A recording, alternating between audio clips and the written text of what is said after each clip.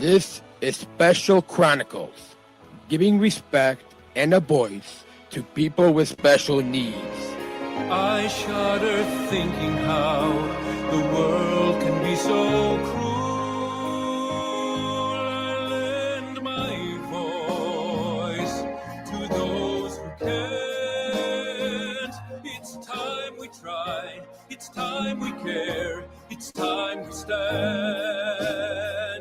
It starts with a voice. Welcome to episode 1 of our brand new series, Road to Special Olympics 2026 USA Games, a Special Chronicles podcast series. I'm Daniel Smrokowski, your host, founder of Special Chronicles, a Special Olympics athlete leader from Team Illinois, and former Thousand Shriver Global Messenger with Special Olympics North America. And today, we're kicking off a journey that will take us behind the scenes of one of the most powerful, joyful, and transformative sporting events in the country. Every 4 years, the Special Olympics USA Games brings together thousands of athletes with intellectual disabilities like myself from across the nation. Athletes who train with purpose, compete with health, and redefine what inclusion looks like in America.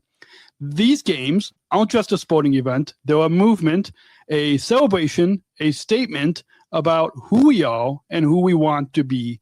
And in this first episode, we're asking a simple but essential question: what are the USA Games?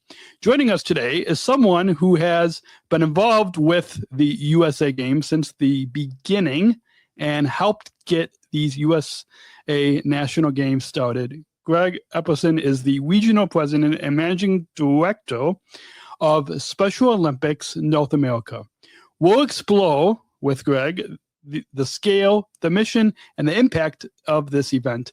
And we'll look back at the history of Special Olympics and the roots of a movement that began more than 50 years ago. And we'll talk about why the 2026 USA Games matter right now for athletes, for families, for communities, and for the future of inclusion in our country. And throughout this series, we'll bring you the stories that make the Games unforgettable, athletes, coaches, families, volunteers, and leaders who are shaping the road to the 2026 USA Games. If you want to follow along with and listen to every episode of this Road to Special Olympics 2026 USA Games, a Special Chronicles podcast series, which is number 1 in the search results for USA Games on Apple, Spotify, and Google. Visit specialchronicles.com/2026 USA Games. That's specialchronicles.com/2026 USA Games, or scan that QR code right above if you're watching on the YouTube or the Spotify. Let's get started, and please put your virtual hands together as we welcome Greg finally on the Special Chronicles podcast. Welcome, Greg. Welcome, Greg. Hello, Daniel. Hello, Daniel. How are you? Good. It's good to have you on the program. And I feel like we've known each other for quite a few years. Yeah, absolutely. I can't even remember how long I've known you, is how long it's been. So it's been a long time. I know, same thing. When I had David Evangelista on about 6-7 months ago, same thing. We couldn't remember how long we've known each other as well. Awesome.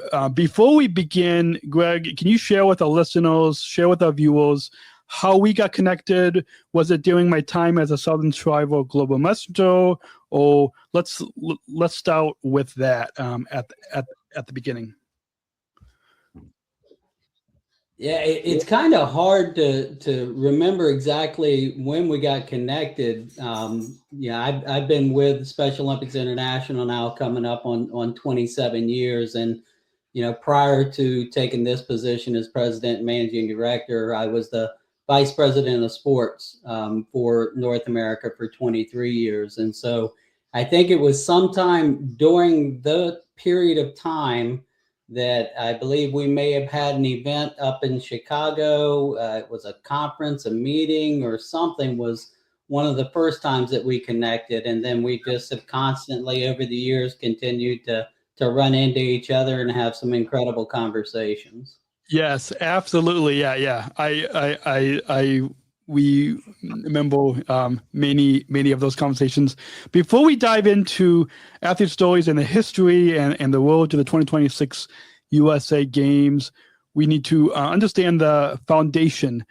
So as we dive into what all the USA Games because we have some listeners that know about the USA Games, and then we've got some new listeners that are just hearing about this national event for the first time on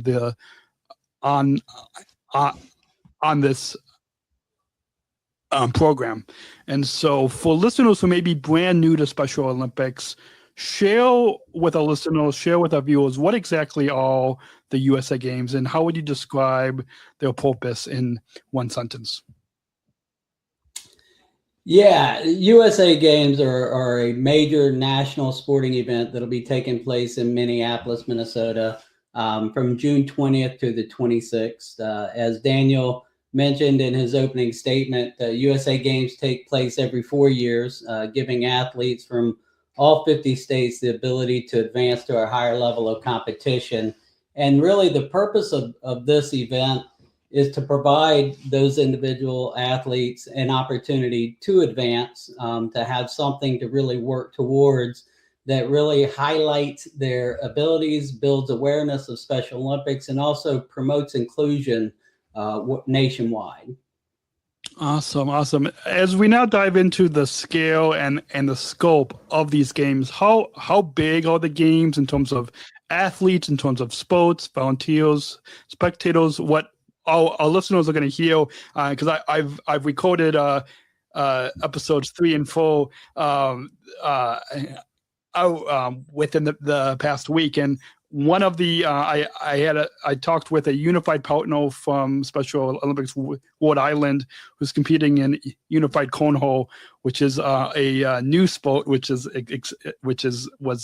so fun to hear from her as she makes history at these USA Games. So talk to our listeners about how big these 2026 USA Games are in terms of athletes, sports, volunteers, and spectators. Yeah, and Daniel, I'll go back to the 22 games, and one of the things that was always touted about those games these are big, right? And that's continued on with the 26 games. This is one of the largest humanitarian sporting events that'll take place in the country this year.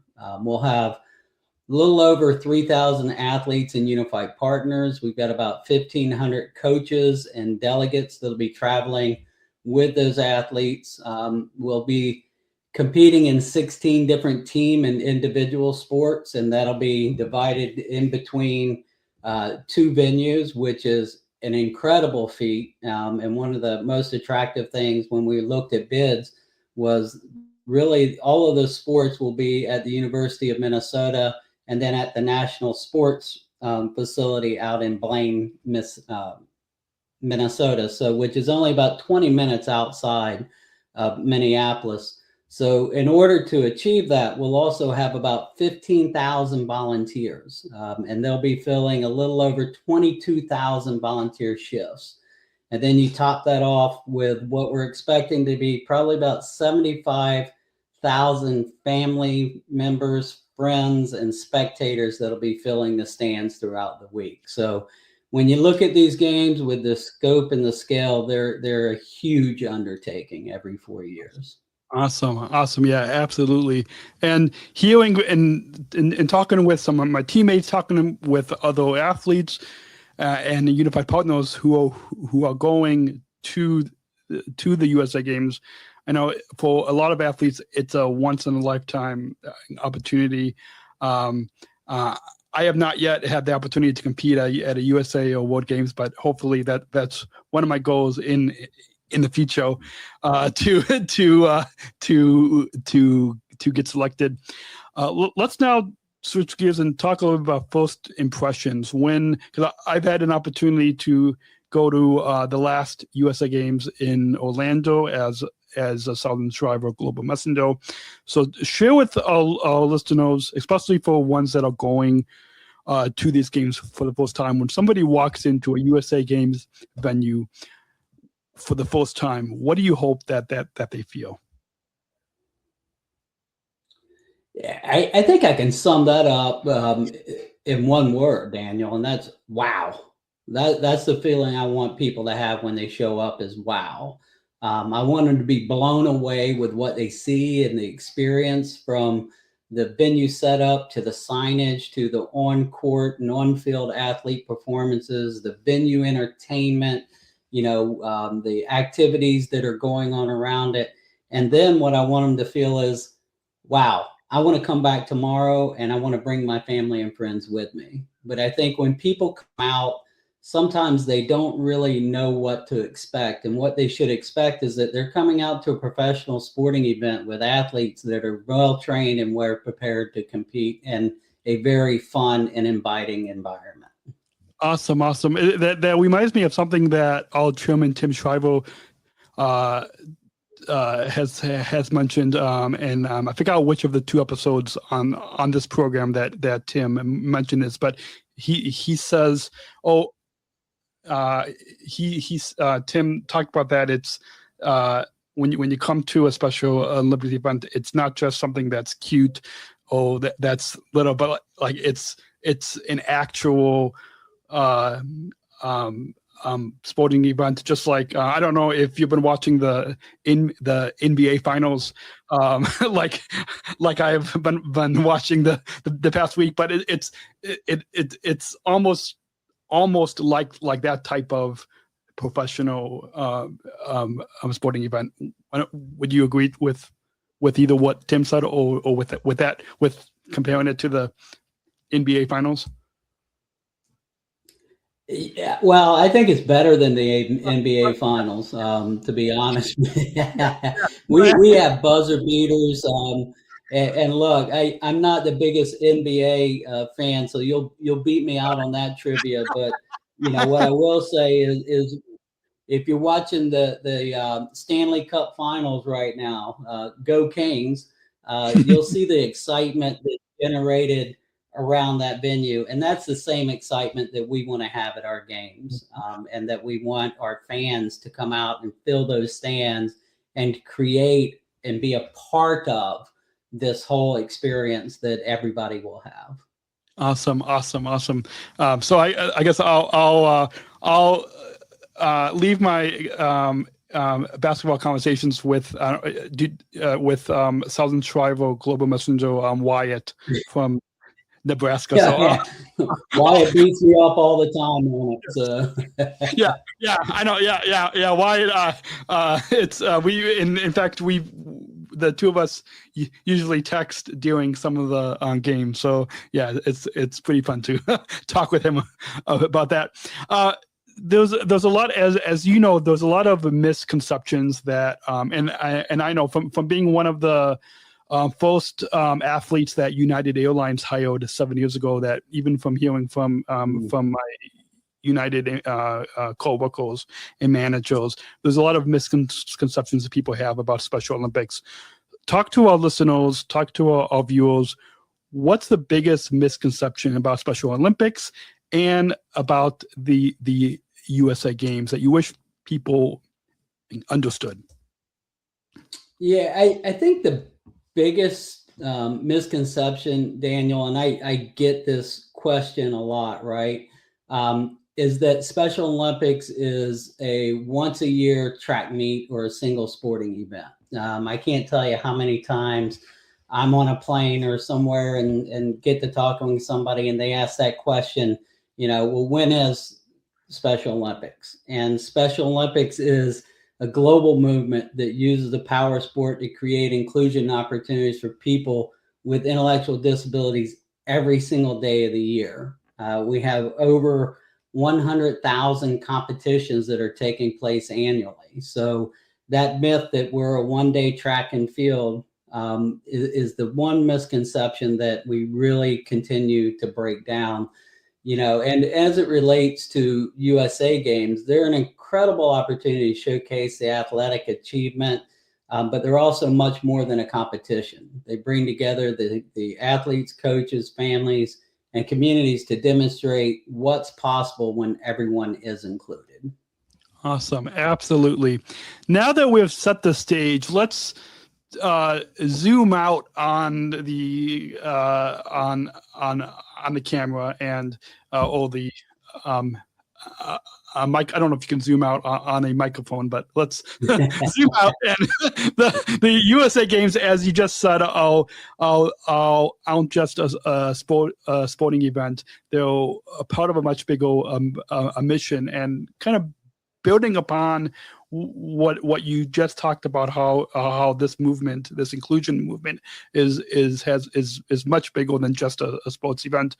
Let's talk about the scale and the impact that these USA Games have, and what they mean for athletes, families, and communities. So, bringing it back to the mission statement of Special Olympics, how do the USA Games advance the mission of Special Olympics beyond competition?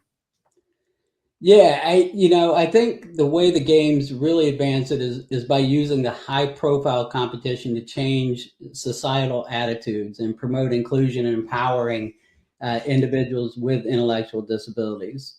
The games drive the mission forward through really several core initiatives. One, by changing perspectives. Broadcasting our athletes competing at the highest levels through ESPN, who is our official broadcast partner of the games, and they do an incredible job of capturing the games and telling the stories of our athletes and building that awareness that really dismantles stereotypes and prove that individuals with ID can excel in sports and much, much more. Off the field of play, and that's really one of the things that we look at with these games, right? Or how do we advance the mission on the field and off the field? Off the field, promoting health and wellness. Healthy Athletes provides thousands of free health screenings to participants throughout the week, expanding our athlete leadership program, which actively trains and recruits athletes to serve in leadership roles, and building unified communities also through widespread media coverage. Our corporate partners, we have Jersey Mike's and United Healthcare. They're two of our presenting partners. Our longtime partner, Coca-Cola, Bank of America, Gallagher, Toyota. We have incredible corporate partnerships and also community-wide volunteer engagement with the games that advances inclusion and broadens the public understanding, but most importantly, fosters the welcoming communities to go well beyond the sporting events. Awesome. As we talk about that inclusion impact, talk to our listeners about what exactly inclusion looks like in action at the and I get that the USA Games are happening in about a week from now, but by the time but it could be the past USA Games, or but what gives a particular story of what inclusion looks like in action? Yeah, and what it'll look like at the games. We have unified sports, which is where athletes with and without intellectual disabilities play on the same team. We have a youth leadership experience that brings unified pairs from across the United States. All 50 states will have participants, and we do an immersion into the games with our mutually agreed upon outcome. And one of with intellectual disabilities, we want to be a movement that is put together and moved forward by people with intellectual disabilities. And David is a Special Olympics athlete from Minnesota. He's been competing with Minnesota and entered the athlete leadership there within Minnesota, and was elected to the board of directors. And when I tell you of an athlete that advocates for policy change, that changing policies at the global level for things that he feels very passionate about, such as our flag policy, at our World Games. But also he walks the walk. And I say that because just about a week ago, David walked 27 straight miles. He was going to do 26 for the 26 games to raise awareness and money for the U.S. torch lighting ceremony. So when you talk about what inclusion and see exactly live at the end of May. And I know that I think that to do accessible things to do in Minneapolis. David really advocating for policy change to raising awareness. And so that's in addition to being there as a podcaster, as media professionals, how Healthy Athletes has impacted me in particular. Some new thing that I so I'll share that on an upcoming episode of this 5 close to 6 decades program and the state program as well as national programs, where athletes are actually joining the movement. And that's understanding of intellectual disabilities have changed a lot. High level. Awesome. I today, I'm going to combine, for the sake of time, a few of these in the 90s in Minnesota were involved with these USA for those opening ceremonies. And if even those of the movement and our listeners will hear, particularly engagement, volunteers are the backbone of our movement. See it, and I observe it all the time, is the transformative power of sport and this event that it has on all constituents that are attending. It is truly amazing to watch. But for me, it's the athletes' participation and their competition performances that I look most forward to. Awesome. Yeah, I'm looking forward to that as well. As we look ahead to the rest of the series, these stories, this mission, and the 2026 road and the road to the 2026 USA Games that will guide us, let's bring today's conversation home.